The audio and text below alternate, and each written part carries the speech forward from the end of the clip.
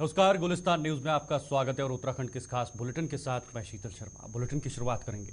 नारकमता बाबा तरसीम हत्याकांड केस में पुलिस को बड़ी सफलता हाथ लगी है।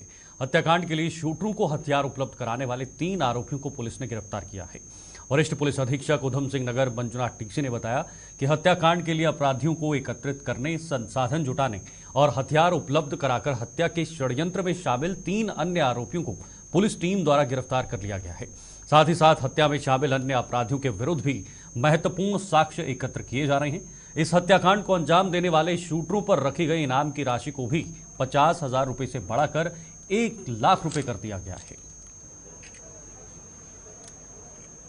में कड़ी से कड़ी मिलाते सीसीटीवी के माध्यम से हमने पूरी घटना को ट्रेस किया है और इसमें मुख्य रूप से षड्यंत्रकारी में शामिल हुए जो शूटर्स को विभिन्न प्रकार के संसाधन उपलब्ध कराने वाले एक और षड्यंत्रकारी जो पिछले 3 महीने से इस षड्यंत्र में शामिल था, वो है प्रगट सिंह, उसको अरेस्ट कर लिया गया है।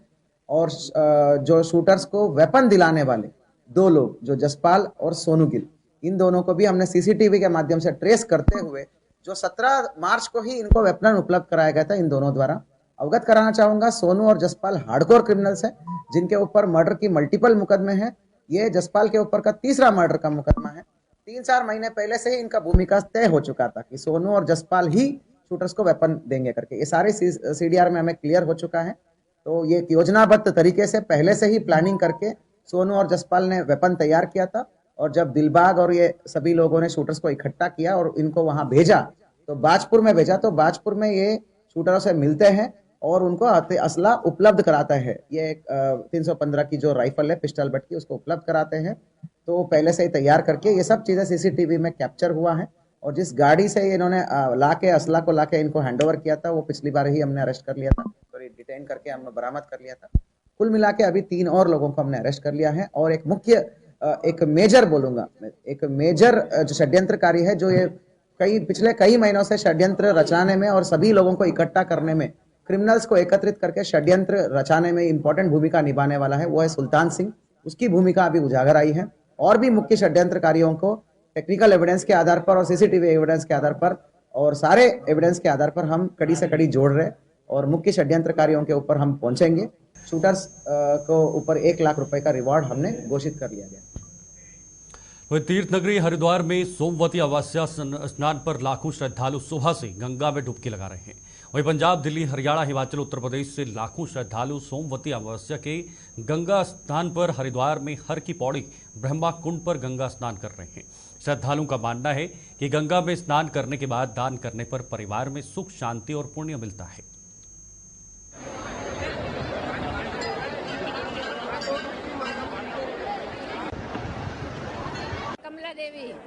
जी, कहाँ से आए? आज सोमवती अमावस्या का स्नान है, कैसा लगा स्नान करके? बहुत अच्छा लगा, हमें बहुत अच्छा लगा।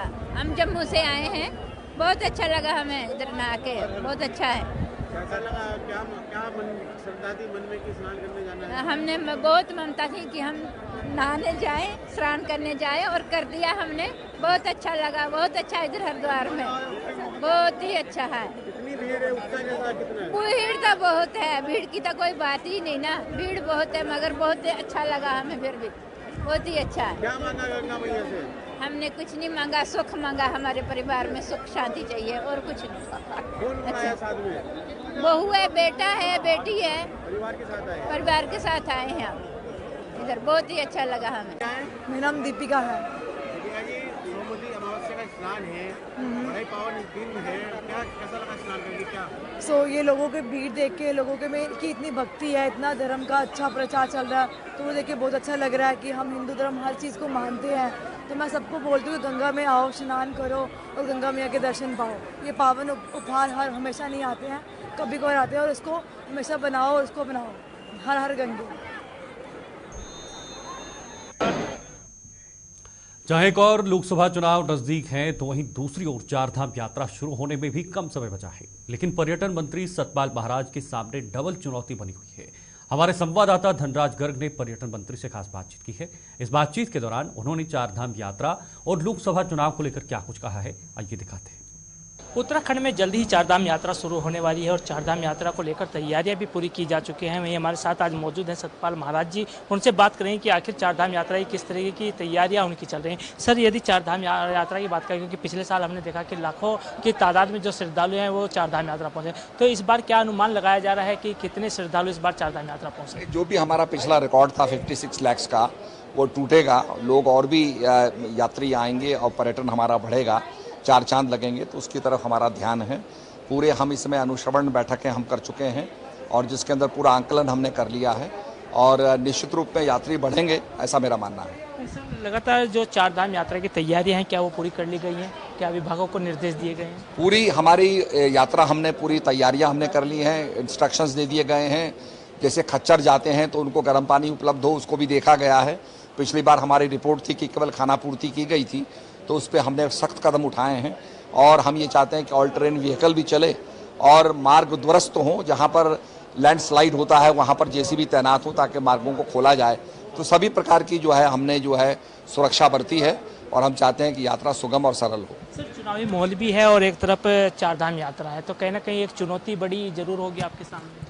निश्चित रूप में चुनौती है, पर सभी कार्यकर्ता लगे हुए हैं। सभी कार्यकर्ता जब जुड़ जाते हैं तो 400 पार का जो 400 पार का जो नारा है वो साकार होता है। बिल्कुल, देखिए साफ तौर पर कहा जा रहा है कि जो चारधाम यात्रा है उसकी तैयारियां पूरी सतपाल महाराज की तरफ से की गई हैं और जल्दी चारधाम यात्रा शुरू होगी। जो पिछले साल का रिकॉर्ड था 56 लाख श्रद्धालुओं का, वो कहीं ना कहीं टूटता हुआ नजर आएगा। अब देखने वाली बात होगी कि चारधाम यात्रा किस तरीके से चलती है और किस तरीके से सुगम उसको बनाने की कोशिश पर्यटन मंत्री करते हैं। कैमरामैन प्रभात मिश्रा के साथ धनराज JK24 उत्तराखंड। चलिए आगे बढ़ते हैं। लोकसभा चुनाव की तैयारियों के बीच विश्वविख्यात केदारनाथ धाम की यात्रा की तैयारियां भी जोरों से चल रही है। बता दें, केदारनाथ धाम में पैदल मार्ग से बर्फ हटाने का कार्य भी जारी है। हालांकि आए दिन मौसम खराब होने के बाद धाम में अभी भी बर्फबारी जारी है, जिससे पैदल मार्ग से बर्फ हटाने में कुछ दिक्कतें आ रही हैं। बता दें, यात्रा से पहले घोड़े खच्चर चलाने वाले लोग भी उत्साहित नजर आ रहे हैं।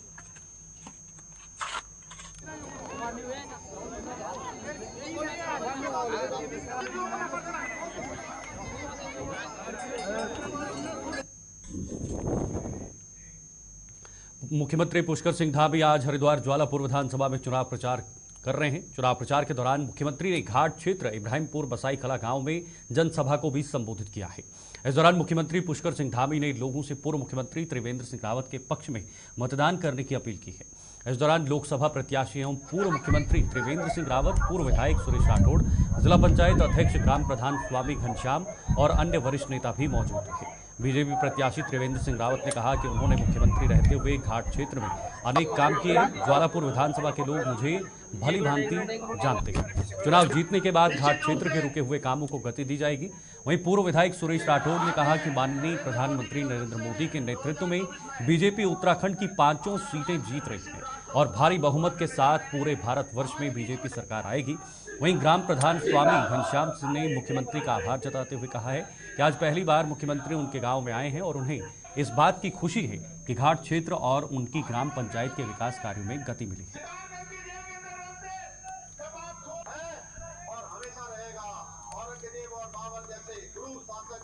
दस सभा यहाँ पर आज ज्वालापुर विधानसभा के लिए मैं यहाँ के हमारे संयोजक सुरेश राठौड़ जी और तमाम जो टीम है जिससे इतना सफल आयोजन आज यहाँ पर हुआ है, पहले तो उनको बहुत बधाई देता हूँ।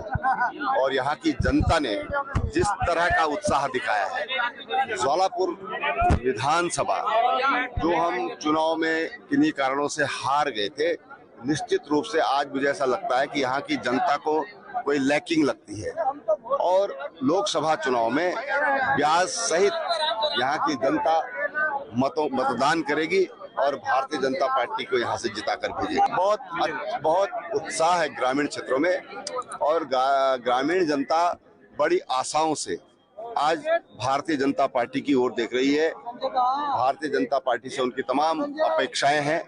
उनको विश्वास है कि उनकी अपेक्षाओं को, उनकी आकांक्षाओं को केवल भारतीय जनता पार्टी ही पूरा कर सकती है। MP जो है भागे हैं और अब नया चेहरा बीजेपी ले। कोई नया चेहरा नहीं हूँ, मैं 2002 से विधानसभा चुनाव लड़ रहा हूँ, राज्य का मुख्यमंत्री रहा हूँ, तो आपका सवाल ही उठपटाएंगे। निश्चित रूप से ये सफलता की ओर बढ़ते हुए कदम है जनता का प्यार है, सहयोग है, आशीर्वाद है। ये माननीय त्रिवेंद्र सिंह रावत जी को मिलेगा। आज माननीय मुख्यमंत्री पुष्कर सिंह धामी पहुंचे, हम उनका अभिनंदन करते हैं और आभार व्यक्त करते हैं कि यहाँ की जनता भारतीय जनता पार्टी के पक्ष में मतदान करके त्रिवेंद्र सिंह रावत जी को 5 लाख से अधिक वोटों से जिताकर नया कीर्तिमान स्थापित करेगी। घाट क्षेत्र की समस्याएं हैं वो मेरे संज्ञान में है। हमने विकास की दृष्टि से बहुत काम किए हैं। त्रिवेंद्र सिंह रावत जी का बहुत बड़ा सहयोग रहा है। केंद्रीय सड़क निधि के माध्यम से बहुत सारी योजनाएं हमने लागू की हैं। एक पुल का निर्माण अवशेष है, 2 पुलों का, जिसमें आज मैंने माननीय मुख्यमंत्री को इशारों में कह भी दिया है और आचार संहिता हटते ही हम उस पुल का निर्माण करेंगे। डांडियों का पुल हम जिसको बोलते हैं टांडा सनगढ़, वहाँ पुल का निर्माण हम जल्दी से जल्दी उसको कराएंगे और घाट क्षेत्र में और विकास की दृष्टि से देखिए ये बाढ़ सी आई है पूरे देश के अंदर। यहाँ की बात नहीं करूंगा, माननीय नरेंद्र मोदी का जादू है, पुष्कर धामी का जादू है, हम उनका अभिनंदन करते हैं। ये परिवार है, परिवार की व्यवस्था है। हमारा संगठन परिवार की भांति है। हम देश के निर्माण में अपना योगदान करेंगे, राष्ट्र के लिए योगदान करेंगे। हम उनका बहुत बहुत आभार व्यक्त करते हैं और उनका अभिनंदन करेंगे, उनको परिवार में शामिल होने पर बधाई देंगे। बहुत बड़ा सौभाग्य है। इतनी बड़ी जवालापुर विधानसभा में जो 85-86 किलोमीटर लंबी विधानसभा है, तो उसमें हमारा गांव चुना गया और पहली बार सीएम साहब यहां पर पहुंचे हैं। अरे भाई वो घोषणा भी करते कुछ ना कुछ काम की, पर आचार संहिता लगी हुई है और जो हमने सोचा था कि 5-7 हजार आदमी से ऊपर पहुंचे यहाँ पर, तो वाकई में वो व्यक्ति पहुंचे हैं जी। और सीएम साहब भी थोड़ा पहले जी से लेकर मसाई तक की सड़क 18 साल पहले बनी थी, वो बनी नहीं, लेकिन श्रीमान जी प्रधान बनने के बाद में हमने उसमें प्रक्रिया चालू करी और वो फाइल हमने चालू करी। वो सचिवालय में पहुंचे भी, हम पीछे मुख्यमंत्री साहब से भी मिले थे, शायद वो आचार संहिता के बाद में हमारा यह वोट की भीड़ है जी। हमारा जो पंचायत है वो सदियों से चला आ रहा है कि वो बीजेपी वाला हमारा गाँव है जी। यहाँ पर कहीं पीछे से भारतीय आवे कोई पार्टी बीजेपी पार्टी, तो यहाँ पे जीत जावे। असल में क्या है, उत्तराखंड में हमारी पंचायत का एक छोटा मजरा पड़ता है हलजोरा, वो फिलहाल जो है पूरी उत्तराखंड के अंदर एक ऐसा गांव है कि पूरे में गैस। चलिए यहाँ एक छोटा सा ब्रेक लेते हैं। ब्रेक के बाद खबरों का सिलसिला। नागल प्लूनी गांव में भी प्रदेश के मुख्यमंत्री पुष्कर सिंह धामी ने विशाल जनसभा को संबोधित किया है। इस दौरान उन्होंने लोगों को देश और प्रदेश में बीजेपी सरकार द्वारा किए गए कार्यों के बारे में अवगत करवाए हैं।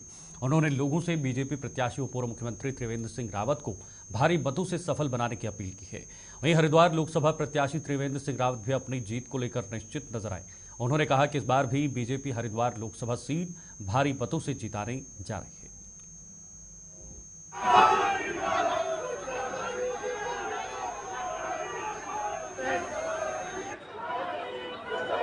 भारत माता की काफी संख्या में देखने को मिल रही है। इसमें बहुत आभारी हूँ मैं ज्वालापुर विधानसभा क्षेत्र के जनता का कि आज माननीय मुख्यमंत्री की जनसभा में और मुझे समर्थन देने के लिए इतना भारी सैलाब उतरा है। जितने लोग मैं देख रहा था अंदर हैं, अंदर जगह नहीं होने की वजह से कुछ लोग बाहर वापस जा रहे थे रास्ते में। और ये जनता का प्रेम है, जनता का भारतीय जनता पार्टी के बढ़ता हुआ उभरता हुआ ये समर्थन है। तो क्या कहना चाहेंगे? निश्चित रूप से देखिए, ये हमारे लिए एक बड़ी चैलेंज है कि हम अपने जो किसान हैं, यानी कि जो 65% लोग गाँव में रह रहे हैं, उनके डेवलपमेंट के लिए उनकी पर कैपिटा इनकम कैसे बढ़े, जो उनके उत्पाद हैं उनमें कैसे हम मूल्य संवर्धन करें, ये एक चैलेंज है। लेकिन मेरे पास उसके लिए तरीके हैं, मैंने अनुभव किया है, मैंने काम किया है और मैं उस चीज़ को अच्छी तरह समझता हूँ। प्रधानमंत्री नरेंद्र मोदी 11 अप्रैल को ऋषिकेश में जनसभा करेंगे। इसको लेकर बीजेपी ने तैयारियां शुरू कर दी हैं। बीजेपी के प्रदेश अध्यक्ष महेंद्र भट्ट ने भी पीएम मोदी की रैली की पुष्टि की है। बीजेपी की ऋषिकेश में रैली के जरिए 23 विधानसभा सीटों को साधने की कोशिश की। साथ ही तीनों गढ़वाल की सीटें टिहरी, गढ़वाल और हरिद्वार इस रैली के जरिए कवर होंगी। बता दें, पहले पीएम मोदी की रैली हरिद्वार में प्रस्तावित थी, लेकिन अब आईपीडीएल ऋषिकेश में पीएम मोदी की रैली को फाइनल कर दिया है, जिसकी तैयारियां शुरू हो गई हैं। इससे पहले 2 अप्रैल को पीएम मोदी ने रुद्रपुर से बीजेपी के चुनाव प्रचार का शंखनाद किया था। इस रैली के जरिए बीजेपी ने चुनावी शंखनाद किया और एक साथ नैनीताल और अल्मोड़ा सीट को साधने की कोशिश की है। कि मैं मोदी जी के कार्य तारीख को हमारी 23 विधानसभा केंद्र पड़ रहा है आईडीपीएल ऋषिकेश, तो वहाँ पर हम लोग उनकी सभा कर रहे हैं। कल ही कार्यक्रम प्राप्त हुआ है, उसकी दिशा में पूरी रचना बना दी है। आज भी हम रात्रि में पूरे कार्यक्रम के स्वरूप के दृष्टिकोण से एक हमारी मीटिंग होगी। उस मीटिंग में हमने संख्या की दृष्टि से कही है और उसके प्रचार प्रसार की दृष्टि से कही है, सब प्रकार योजना बनाते हुए, और रुद्रपुर से भी बड़ी संख्या की हमारी वो सभा आईडीपीएल की होगी। अच्छा, जहां डोईवाला में पूर्व मुख्यमंत्री हरीश रावत ने रोड शो किया, वहीं डोईवाला विधायक बृजभूषण गैरोला ने माजरी घाट में मिलिट्री इक्विपमेंट सस्ता को दौरा किया है, जहां उन्होंने पूर्व सैनिकों के साथ साथ आम नागरिकों की सभा को संबोधित किया। सभा को संबोधित करते हुए स्थानीय विधायक ने कहा कि देश नरेंद्र मोदी के नेतृत्व में लगातार विकास की ओर अग्रसर है। उन्होंने बीजेपी की जीत का दावा करते हुए कहा कि इस भी बीजेपी उत्तराखंड की 5 लोकसभा सीटों पर भारी मतों से विजय प्राप्त कर रहे हैं। अब की बार 400 पार के संकल्प को पूरा करेगी। देश के यशस्वी प्रधानमंत्री जी के 10 साल के कार्यकाल को जहां पूरी देश की जनता ने स्वीकारा है, वहीं विभिन्न राजनीतिक दलों के जो बहुत वरिष्ठ नेता हैं, उन्होंने देखा है कि देश का विकास मोदी जी के हाथों में है। इसलिए आज वो विचारधारा से प्रभावित होकर के उनके कार्यों को देख करके आज भारतीय जनता पार्टी की सदस्यता ले रहे हैं। और बड़ी संख्या में आज हमारे यहाँ देहरादून में भी हुआ है, पूर्व कैबिनेट मंत्री दिनेश अग्रवाल जी ने भी यहाँ भारतीय जनता पार्टी की सदस्यता ली है। ऐसे पूरे देश के अंदर वातावरण देख रहे हैं कि सारा देश एकजुट होकर के मोदी जी के हाथों को मजबूत कर रहा है। जो आज हमने नारा दिया है 400 पार का, यही इसीलिए तो है कि मोदी जी के काम को, विकास के काम को जनता ने परखा है, देखा है, धरातल पे उतरा है। तो इसीलिए 400 पार का जो हमारा नारा है, इसीलिए। चलिए बढ़ते आगे। कांग्रेस पार्टी के प्रत्याशी गणेश गोंदियाल इन दिनों दूरस्थ क्षेत्रों में ग्रामीण लोगों से जनसभा करते हुए दिखाई दे रहे हैं। इस सिलसिले को जारी रखते हुए कांग्रेस प्रत्याशी गणेश गोंदियाल पौड़ी के सतपुली बाजार में चुनाव प्रचार किया है। उन्होंने घर घर जाकर लोगों से जनसंवाद किया और कांग्रेस के पक्ष में वोट मांगे। इस दौरान उन्होंने कई लोगों को कांग्रेस की सदस्यता भी दिलाई है। इस अवसर पर आम आदमी पार्टी के दिग्मोहन नेगी ने भी अपना समर्थन कांग्रेस पार्टी को दिया है। इस अवसर पर कांग्रेस प्रत्याशी ने बीजेपी पर निशाना साधते हुए कहा कि जनता इस बार बीजेपी के नेताओं के खोखले वादे से उब चुकी है और अपना मन बना चुकी है कि इस बार कांग्रेस पार्टी को जीत दिलाना है। वहीं कांग्रेस प्रत्याशी ने पूर्व सीएम हरीश रावत के बयान पर कहा कि उन्होंने किसी क्षेत्र विशेष में कांग्रेस कार्यकर्ताओं को सक्रिय करने के लिए इस तरह का बयान दिया है। निश्चित तौर से पूरे प्रदेश में कांग्रेस का कार्यकर्ता उत्साहित है और कांग्रेस को मजबूती देने के लिए लगातार काम कर रहा है। मैं अभिभूत हूँ कि इस प्रकार का अपार जन समर्थन शायद ही यहाँ किसी व्यक्ति को मिला होगा, लेकिन मैं यहाँ सिर्फ एक व्यक्ति न होकर हमारे तमाम लोगों का भाई हूँ, तमाम बुजुर्गों का बेटा हूँ और लोगों की भविष्य की आशा हूँ। लोग भविष्य की इस आशा को इस रूप में रोपित करना चाहते हैं कि उनकी भविष्य की आशा फले फूले। और मैं लोगों से प्रार्थना कर रहा हूँ कि जब सुबह उठकर वो अपने तमाम आराध्य देवों की आराधना करते हैं तो गणेश गोंदियाल के लिए भी वरदान मांगे कि गणेश गोंदियाल उनकी अपेक्षाओं पर खरा उतर सके। हे परमेश्वर, गणेश गोंदियाल को इतनी शक्ति दे। मुझे लग रहा है कि उन्होंने ये बयान, मैंने नहीं देखा कि कहाँ के लिए दिया, लेकिन उन्होंने किसी जगह विशेष के लिए बयान दिया होगा। कहीं एक आध कोई जगह ऐसी होगी जहां उन्हें लगा होगा कि कांग्रेस के कार्यकर्ताओं में सुस्ती है, तो अभी बयान दिया होगा। और कांग्रेस के कार्यकर्ताओं का आह्वान अगर उन्होंने इस रूप में किया है कि और सजग होने की जरूरत है और फुर्तबाज होने की जरूरत है, तो उसमें मुझे कोई बुराई नजर नहीं आती। कांग्रेस के कार्यकर्ताओं को उससे मनोबल बढ़ेगा। निश्चित तौर पर पूरे देश में हम समर्थन दे रहे हैं एक दूसरे को। पंजाब में, दिल्ली में जहाँ भी आम आदमी पार्टी के प्रत्याशी है वहाँ कांग्रेस समर्थन दे रही है, जहाँ पर कांग्रेस के प्रत्याशी है वहाँ पर आम आदमी पार्टी समर्थन दे रही है। तो इसी के तहत गढ़वाल लोकसभा से हमारे उम्मीदवार गणेश गोंदियाल जी के समर्थन में आज सतपुली की जनसभा में मैं सम्मिलित हुआ। और मुझे लगता है कि 6 साल राज्यसभा में रहे भाजपा के प्रत्याशी अनिल बलूनी जी, जो इस समय यहाँ लोकसभा के लिए दावेदारी कर रहे हैं, लेकिन उन्होंने इन 6 सालों में राज्यसभा में न अंकिता भंडारी के मुद्दे को कभी हाईलाइट करा, न यहाँ के बेरोजगारों की आवाज बने, न यहाँ पर बेरोजगारी के मुद्दे को लेकर या अग्निवीर की योजना को लेकर या तमाम बढ़ती हुई महंगाई को लेकर उन्होंने बात करी। और आज आप सभी आपने हाल ही में सुना होगा कि कोट ब्लॉक में एक बच्ची को जिस तरीके से गुलदार घर से उठा के ले गया। हमारे गांव महफूज नहीं है। लेकिन इधर चक्राता विधानसभा के लगभग 12 गांव 30 वर्षों से कच्ची सड़क पर सफर करने को मजबूर हैं।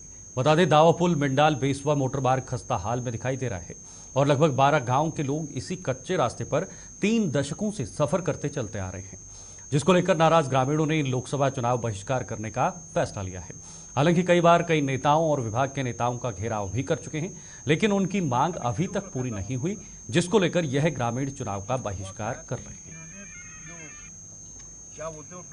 मैं शाम में जैसे सियाणा में दिखाऊं इस बात से सहमत हूँ। नोटियाल जी जो है मुख्यमंत्री जी से मिल के आए हैं और इन्होंने यहाँ मीटिंग में बैठकर हमें आश्वस्त किया है कि मेरी मुख्यमंत्री से बात हुई है और तुम्हारी सड़क स्वीकृत है। इसके लिए हम नोटियाल जी के साथ में तहे दिल से स्पष्ट कहूँगा कि हम इस रोड को जो है लंबे समय से इसकी लड़ाई लड़ रहे हैं और रोड की बहुत खस्ता हालत है। वर्तमान समय में देखिए हम कई बार प्रशासन के लोग थे वो भी आए और जो सत्ता में बैठे लोग वो भी आए, इसके ऊपर धरना भी चला, लेकिन कुछ ठोस निर्णय नहीं मिला। आज हमारे माननीय पूर्व जिला पंचायत राफेल नोटियाल जी ने सत्ता में पूरा आश्वासन दिया और ये मुख्यमंत्री जी से वार्ता करके आए और उनसे की मीटिंग बैठ के हम इसका समाधान है। आज तक उस पर कोई डामरीकरण या दूसरा कोई काम नहीं हुआ। यहाँ कई एक्सीडेंट भी हुए और सड़क की हालत बहुत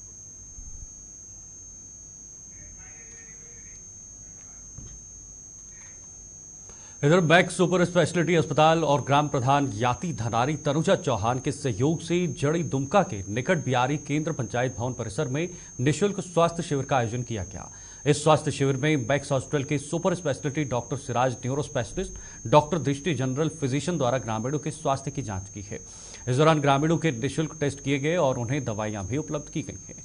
ग्रामीणों ने इस शिविर के लिए मैक्स सुपर स्पेशलिटी अस्पताल प्रशासन और ग्राम प्रधान का आभार जताया है और भविष्य में इस तरह के शिविर का आयोजन करने की अपील की है। महिला है उनमें न्यूट्रिशनल डेफिशिएंसी काफ़ी ज़्यादा है यहाँ पर, मतलब कि खान पान में जो डेफिशिएंसी होती है, जैसे कैल्शियम की कमी हो गई, फिर बाकी मल्टीविटामिन्स में विटामिन B12 की कमी हो गई, यही सब चीज़ों की चीज़ें हमने ज़्यादा देखी है। और नॉर्मल जो यूरिनरी इन्फेक्शन है तो नॉर्मल हाइजीन और ये सब के बारे में यहाँ पर थोड़ी सी जानकारी मिलनी चाहिए महिलाओं को। और बच्चों में जहाँ तक देखा गया तो स्किन इन्फेक्शन, ये सब हाइजीन का ध्यान देना, ये सब चीज़ें इम्पोर्टेंट है। ये बहुत ही अच्छी बात है कि हम लोगों के यहाँ पर कैंप लगा हुआ है। अब ग्रामीणों में इतना अवेयरनेस नहीं है, लेकिन यहाँ पर बहुत बहुत धन्यवाद है ग्राम प्रधान साथी तनुजा चौहान जी का, जिन्होंने मैक्स से बहुत बढ़िया डॉक्टर यहाँ पर बुलाए हैं और सभी लोगों को इसका जो है फ़ायदा मिल रहा है और बहुत ही हम लोगों के लिए जो है सुविधाएँ हैं जो गाँव में आकर के हमारे क्षेत्र में ये लोग जो है मेडिकल की सुविधा हमें दे रहे हैं। चलिए उत्तराखंड की इस खास बुलेटिन में फिलहाल के लिए इतना ही। देश और दुनिया की तमाम खबरों के लिए आप देखते रहिए गुलिस्तान न्यूज़। नमस्कार।